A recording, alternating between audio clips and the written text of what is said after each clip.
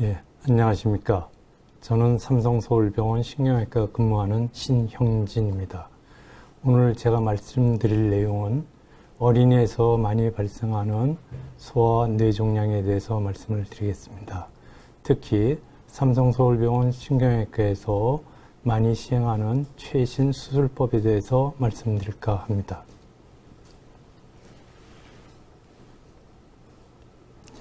먼저 어린이에서 발생하는 소아 뇌종양의 특성에 대해서 살펴보도록 하겠습니다. 어린이들의 소아 뇌종양은 성인과 달리 이미 완성된 뇌에서 발생되는 게 아니라 발달하는 developing brain, 발달하는 뇌에서 발생하는 종양입니다. 따라서 성인과 그 종양의 종류가 굉장히 다르고 그 크기 및 그 다음에 치료에 대한 반응이 서로 다릅니다. 먼저 어린이에서 발생하는 소아 뇌종양의 타입에 대해서 말씀을 드리겠습니다. 이 타입은 굉장히 복잡하고 다양하고 현재도 계속 분류가 이루어지고 있는, 진화하고 있는 과정입니다. 따라서 이렇게 복잡하게 판단하실 필요는 없고요. 간단하게 임상적으로 분류를 해보겠습니다. 병리학적으로 양성과 악성으로 지금 생각하고 있습니다. 양성이라는 건 비교적 종양의 성격이 굉장히 좋고, 악성은 흔히 말하는 암을 말하겠습니다. 또는 다른 말로 표현해서 low grade, 저등급 종양 또는 high grade, 고등급 종양이라고도 말씀을 드릴 수 있습니다. 위치에 따라서는 대뇌 종양 또는 소뇌 종양 이렇게 분류하기도 합니다. 대뇌와 소뇌 사이에는 그걸 구분짓는 경계면이 있는데 텐트라고 합니다. 이 텐트 상부에 존재하는 것을 supratentorial tumor, 다시 말해서 대뇌 종양을 의미하고 그 하부에 종양하는 걸 infratentorial tumor, 다시 말해서 소뇌 종양을 의미합니다.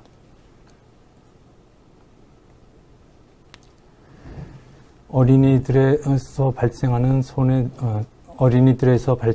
뇌종양은 그 증상이 다양하게 나타납니다. 이 다양성은 주로 종양이 뇌의 어느 부위에 위치하느냐에 따라서 보통 나타나게 되는데, 그 밖에 어린이들의 나이 그리고 종양의 타입에 따라서 그 성격이 다르게 나타납니다. 그렇지만은 일반적으로 어린 아이에서 많이 발생하는 뇌종양의 증상으로는 두통이 많습니다. 두통은 특히 아침에 일어나는 모닝 헤드에이크가 굉장히 많습니다. 그 밖에 뇌압이 증가해서 나타나는 구토, 그 다음에 토하는 증상을 들을 수가 있습니다. 뇌에 자극을 해서 또 나타나는 뇌전증, 흔히 말하면 시조의 증상이 나타나기도 합니다. 여러 가지 운동 중추를 또 마비를 시켜서 나타나는 반신마비나 팔다리 마비 형태도 볼 수가 있고, 심부에서 나타나는 자극에 의해서 나타나는 여러 가지 눈의 사인이 나타나기도 합니다. 눈 떨림이 있는 안구진탕인 니스타무스도 나타나고, 그 다음에 시신경의 손상으로 인한 시력의 변화 또는 복시도 나타날 수가 있습니다. 호르몬 변화로 인해서 아이들이 성장이 되지 않아서 키가 작고 더 이상 크지 않는 그런 상태로 발견이 되기도 합니다. 그 밖에 여러 가지 호르몬의 변화에 의해서 다뇨증이 나타날 수도 있습니다. 그 밖에 언어 중추를 눌러서 그 언어 장애라든지 그 다음에 성격이나 정서의 변화도 일어날 수가 있습니다. 그러면 어린이 뇌종양에 대해서의 접근법에 대해서 말씀을 드리겠습니다. 먼저 어린이 뇌종양을 의심하면은 그 진단을 해야 하는데, 이 진단 방법은 최근에는 MRI라는 기법을 통해서 사진을 찍고 그 진단을 내리고 있습니다. MRI는 굉장히 발달된 이미징 형태로서 여러 가지 MRI를 찍을 수가 있습니다. 여러 가지 진단 MRI라든지 MRI를 이용한 혈관 검사, 그 다음에 기능성 MRI, 그 다음에 그 신경 전달 체계를 확인할 수 있는 DTI 이미지, 그 다음에 수술에 쓸 수 있는 내비게이션 MRI 등이 있습니다. 그 밖에 종양의 악성도를 확인할 수 있는 PET 검사도 있습니다. MRI는 전술환과와 마찬가지로 3차원적으로 이미지를 구성할 수 있어서 굉장히 좋은 그 해부학적 그 형상을 보여줄 수가 있습니다. 그래서 MRI만을 찍어봐도 대부분의 종양의 성격이나 종양의 타입을 어느 정도 유추할 수가 있습니다. 그래서 최근에는 어린이 뇌종양이 의심이 될 때에는 MRI를 찍는 게 우선입니다. 이 MRI는 굉장히 정확할 뿐만 아니라 안전한 기법입니다.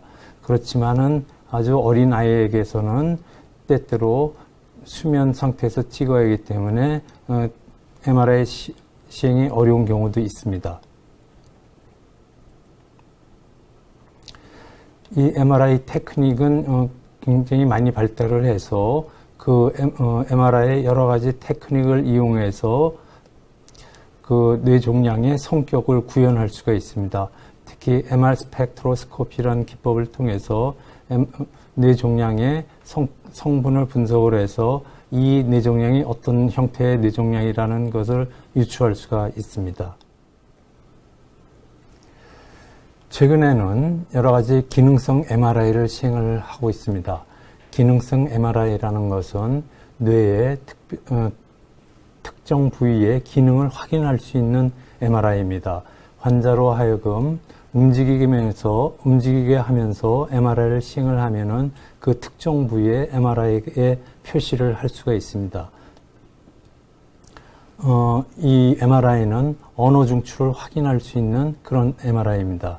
이런 펑셔널 MRI는 미리 체크를 하면 종양과의 그 관계를 확인할 수가 있어서 수술할 때 이 위험한 부위를 피해서 수술을 할 수 있는 유용한 MRI 기법입니다. 그 밖에 Diffusion Tension Image라는 MRI 기법이 있습니다. 뇌에는 그 대뇌 피질에서부터 척추로 이어지는 신경 전달 체계가 있는데 운동 중추가 그에 속합니다. 이 신경 전달 체계를 이미지로 다 그릴 수가 있습니다. 그 이미지로 그린 그 신경 전달 체계를 종양하고의 관계를 비교하면서 수술을 할 수가 있어서 굉장히 유용한 기법입니다.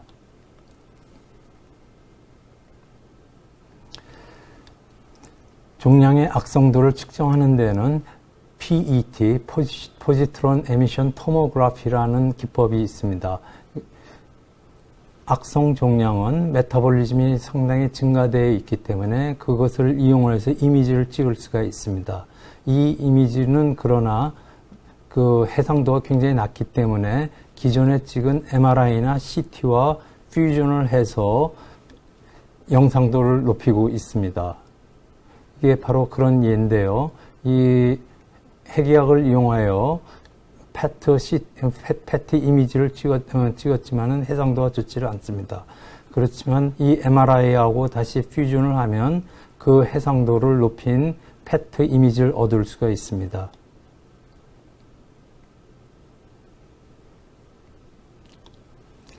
이와 같이 여러 가지 진단 방법을 통해서 소와 뇌종양의 상태를 판단을 하면은 치료 방침을 결정을 해야 합니다. 저희 삼성서울병원에서는 그 여러 선생님들이 모여서 그 치료 방침을 결정을 하고 있습니다. 이것을 멀티디시플리너리 팀 어프로치라고 하는데 저희는 소아 뇌종양 팀이 구성되어 있습니다.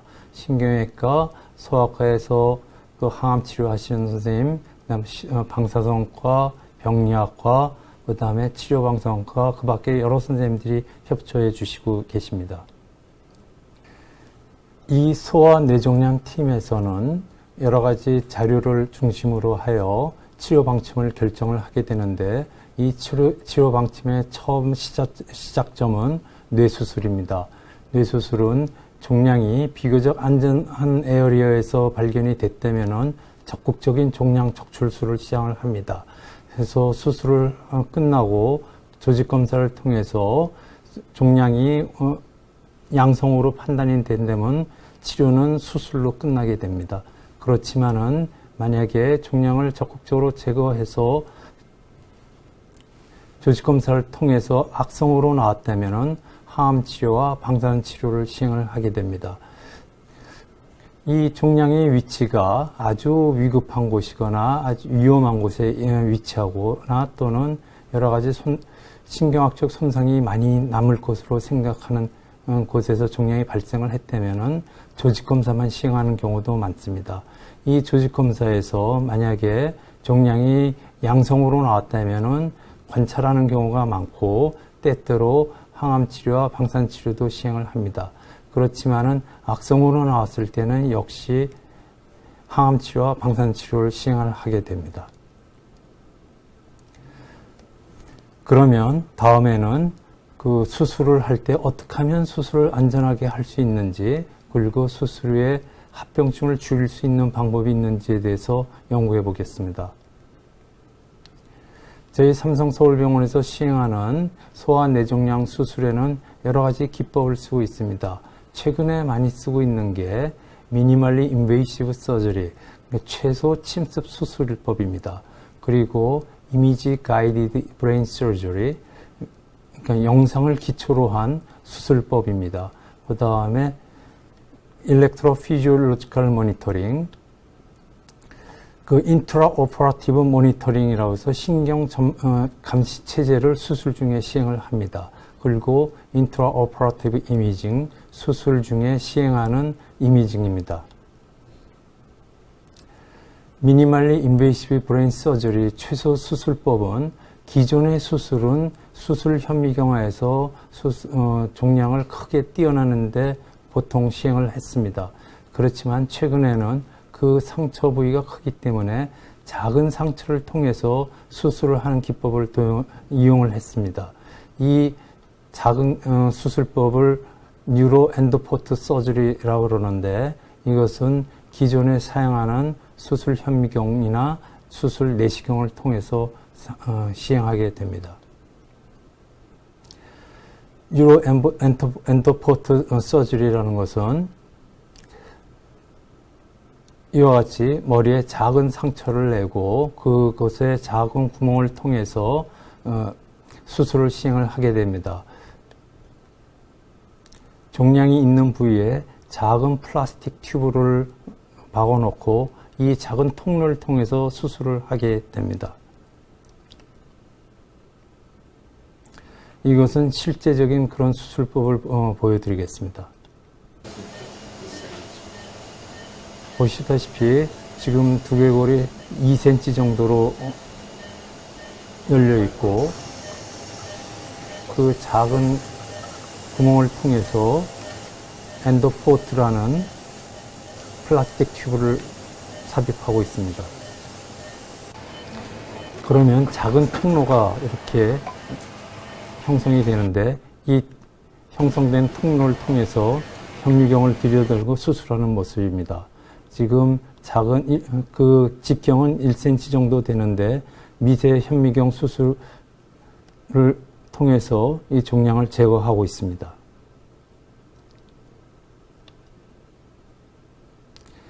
수술이 다 끝난 다음에 튜브를 제거하면은 1cm 정도의 직경에 구멍만 남고 이것은 곧 아물게 되겠습니다.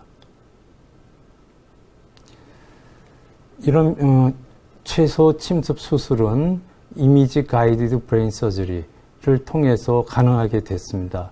무슨 말씀이냐면 최근에는 뉴로 내비게이션 시스템을 통해서 수술을 하게 되는데 수술 전에 여러 가지 이미지를 컴퓨터에 넣고 그것을 수술 기계와 결합을 시켜서 환자의 레지스트레이션을 해놓고 수술을 시행을 하면은 내가 수술을 하는 장면을 3차원 MRI에서 실시간으로 확인을 할 수 있습니다.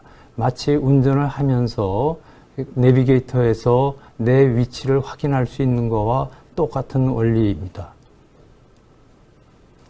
이 뉴로 내비게이션 시스템에는 여러 가지 이미지를 다 넣을 수가 있습니다. 일반 MRI부터 시작해서 DTI 이미지, PET 이미지, 소노 이미지, 기능성 MRI 이미지를 다 수술 장비에다가 넣고 수술을 시행을 하면은 3차원적으로 수술 장면과 수술 그 사진을 이미지에서 확인을 할 수가 있습니다. 따라서 이 뉴로 내비게이션을 이용을 하면 수술은 굉장히 정확하고 그 다음에 미니멀리 인베이시브 서저리가 가능하고 수술 기법이 발달했기 때문에 시간도 굉장히 줄고 수술의 합병증도 줄여줄 수가 있습니다. 이 뉴로 내비게이션은 수술 현미경에만 넣는 것이 아니라 수술 내시경에도 이용을 할 수가 있습니다. 그러면 수술을 좀 더 정확하고 하게 시행을 할 수가 있습니다. 이것은 수술 현미경이 아니라 수술 내시경에 결합해서 시행한 수술입니다. 이렇게 실질적으로 확인을 하면서 내시경으로 또 종양을 확인하면서 수술을 할 수 있어서 굉장히 정확하게 미니멀리 인베이시브 서저리가 가능하게 해주는 그런 기법입니다.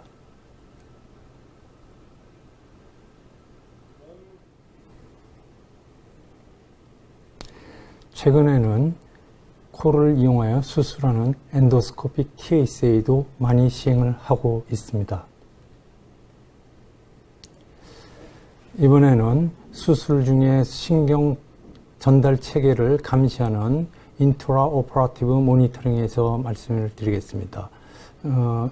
수술실에는 수술자 이외에도 여러 선생님들이 존재하는데 한 분은 이렇게 구석에 앉아서 모니터를 보면서 웨이브를 보고 수술자에게 변화를 말씀을 하고 있습니다. 이런 감시 체제는 여러 가지 기법을 통해서 시행을 하는데 모터 이보크드 포텐셜은 운동 중추를 감시를 하고 센소리 이보크드 포텐셜은 감각 장치를 감시를 하게 됩니다. 그 밖에 시신경 감시 장치를 이용해서 VP를 시행을 하기도 하고 여러 가지 근육이나 안면신경 모니터링을 할 수가 있습니다. 마지막으로 수술의 합병증을 줄이기 위해서 수술 중에 발생할 수 있는 여러 가지 에피소드를 즉각 확인할 수 있는 인트라오퍼러티브 이미징에 대해 말씀을 드리겠습니다. 저희 삼성서울병원에서는 모바일 CT를 사용해서 문제가 생길 때는 곧바로 수술장에 CT를 도입을 해서 촬영을 하고 있습니다.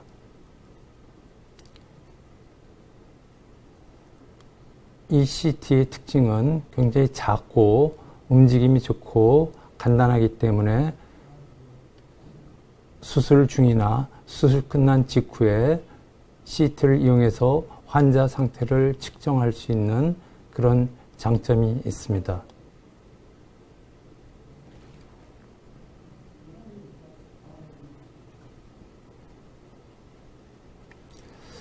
이와 같이 진단 및 치료의 수술에 대해서 말씀을 드린 다음엔 어떤 식으로 과정이 진행되는지 살펴보도록 하겠습니다. 수술 후에 종양을 떼어내면 그 종양은 병리과로 가게 됩니다. 물론 수술 중에도 프로즌 다이그노시스로 해서 동결 절편을 이용한 간이 검사를 시행해서 종양의 유무, 종양의 악성도를 확인을 하면서 수술을 시행을 합니다. 그렇지만은 대부분의 종양은 병리과로 넘어가서 정밀 검사를 시행을 하는데 최근에는 여러 유전자를 이용한 검사를 해서 굉장히 정확한 진단을 시행을 하고 있습니다. 정밀한 병리 결과를 기반으로 소아뇌종양 팀에서는 다음 치료를 계획하게 됩니다. 악성 종양의 경우에는 항암 치료를 하게 되고 방사선 치료도 시행을 해야 합니다. 방사선 치료 기법에는 여러 가지가 있는데 최근에는 프로톤이 도입이 되어 어린이 뇌종양에서 합병증을 줄이고 안전하게 치료를 마칠 수가 있습니다.